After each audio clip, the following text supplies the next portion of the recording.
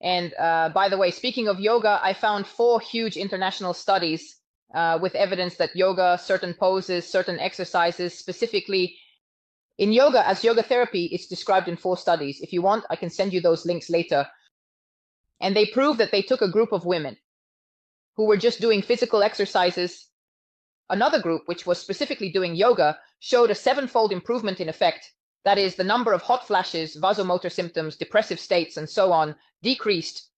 That is, to what extent is it? It gently brought our entire endocrine system into harmony. I read studies about how they took 2 groups of people with the same symptoms and the same conditions.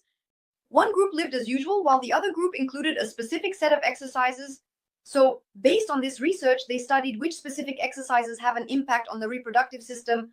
So, in yoga therapy, yoga has been taught in different countries. And it's very interesting to go through the research that there are special exercises, for example, for asthmatics. Yes, there are special ones for the spine.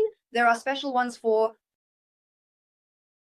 normalizing blood pressure and so on. And there are exercises for the endocrine system and the reproductive functions of women.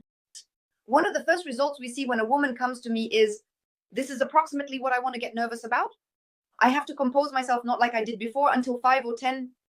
The first thing that improves is sleep, and the hot flashes go away. They decrease at first during the day, then at night, and then completely. Well, it varies for everyone. For some, it happens right away. For others, it's gradual. And some even experience a bit of a setback where it gets worse, but then it quickly passes. So apparently those who are starting out, the pituitary gland doesn't understand what is expected of it with the ovaries.